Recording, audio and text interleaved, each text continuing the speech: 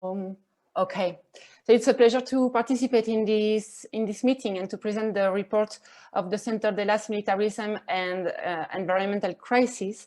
This report is a collaborative work of 10 investigators of the Centre de las, in which each author has approached the issue from his interest and line of research. Okay. So as shown in the following graph, the different sections of the report indicate that the environmental crisis associated with CO2 emissions, global warming, and the destruction of ecological balance has the current unfair and predatory economic system as its underlying cause, using militarization and solutions based on the use of military spending as essential mechanisms for its survival. But as will be shown, this militarization is also part of the causes of the climate crisis, so that both the current economic system and militarization are at the roots of the problem, which grows like a tree, with consequences that imply the reinforcement of an unjust economic system and the threats and repression against people's rights and their dignity. So I will present the main key facts of the 9 different chapters of the report. The first chapters are in relation to the privileges that require the depredation of resources, and states that the main arms exporting countries together represent more than 35% of the world's population and accounting for 82% of global military spending, and being responsible for 2/3 of the world's CO2 emissions.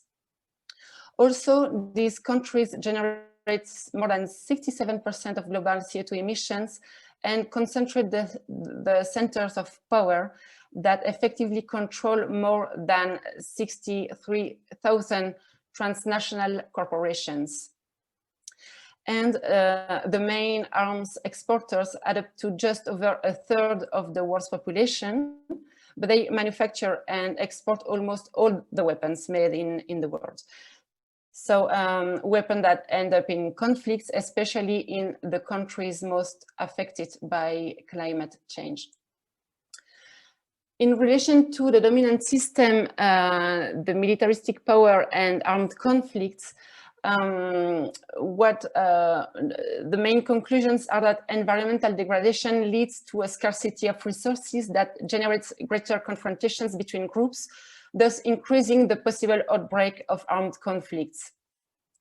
Also, the inclusion of climate change as a relevant factor in NATO's strategic plans is an indicator of the militarization of climate, and it may show that it is in fact an opportunity to justify increases in military spending, nuclear deterrence strategy, and military operations. Also, recent security policy documents from Spain, the US, the European Union, and NATO point to climate change as a relevant security element, as a risk enhancer or a threat multiplier.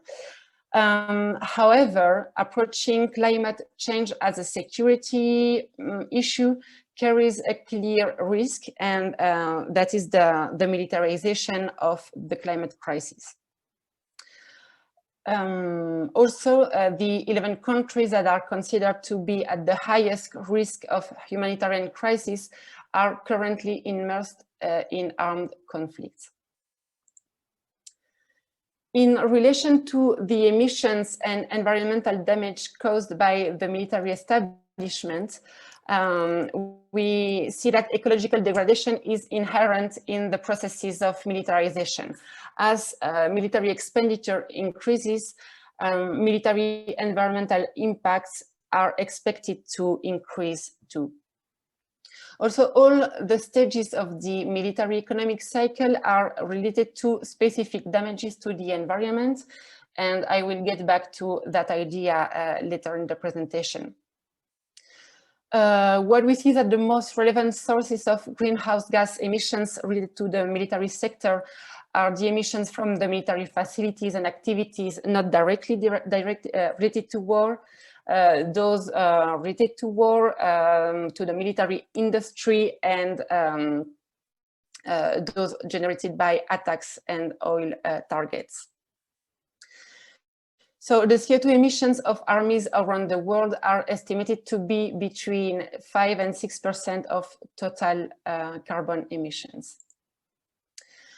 Also, the military, the US military uses more oil and emits more greenhouse gases than most mid-sized countries. If the US Department of Defense were a state, it would be the 47th largest emitter of greenhouse gases in the world. These emissions are almost double the emissions of Belgium, for example, or represent half of those of France. Then in relation to the violation of people's rights, they are militarized walls on the main migratory routes used by people fleeing climate crisis. This implies that people displaced by environmental issues will have to face the militarized violence of the walls. Also, estimates for forced displacement due to climatic causes show that they will exceed 200 million of people by 2050. On the human rights defenders, so environmental human rights defenders are 3 times more likely to experience violence and coercion than other human rights defenders.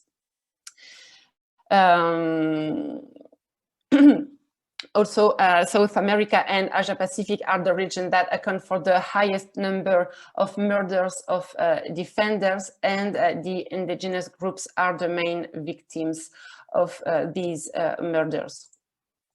Then to finish, the key facts, as you can see, there are a lot of key facts. In relation to the necessary ecological transition from a peace perspective, the ecological transition necessarily requires disarmament and demilitarization processes. So reduction of world military spending, conversion of the arms industry into a renewable energy industry, and dismantling of the nuclear arsenal. It is in that way necessary to build peace from an environmental peace approach that is addressing the environmental crisis from the study of violence, direct structural and cultural violence committed on nature and people. So in a context of climate transformation, security will be impossible without climate justice. In this sense, the proposals for an ecological transition must necessarily incorporate a rigorous study of current military spending, arms production, arms trade, and of the priorities to redistribute the budgetary expenditure of the countries in order to move from approaches based on national security, military national security, to human security. So I will just deepen a little bit more into the analysis of the military environmental impacts. As you maybe know, at the Centre de l'As, we work on a theoretical framework that is the economic military cycle, which is the dynamics that explains the process of militarization of a society, starting with military spending and leading to military R&D, military industry, the arms trade, all these also related to the private financing, the armed bank. So this process of militarization would lead to armed conflict, to the use of weapons that would somehow justify a renewed need for arms that would legitimate year after year the approval of public defense budget, leading to a new ride of the cycle. And what we can see is that all these steps are related to specific environmental impacts, such as the energy consumption and resources necessary to the regular military activity, weapon testing, arms production, arms transportation, and also during and after war. And there is also toxic waste associated to all these steps. So that is like a summarize of the different damages that can occur due to the military activity. And just to finish, I'm sorry, this one is in Spanish. We don't have the infographic in English. So this infographic summarizes a bit all of the different data of the investigation, showing that the global north is the place where the main exporters are, where is the bigger military spending, the main transnational corporations, and the global south. In the global south, you can find the countries that are at the highest risk of climate crises, where the most of armed conflicts are, and so on. So I think I will leave it here. Thank you very much for your attention, and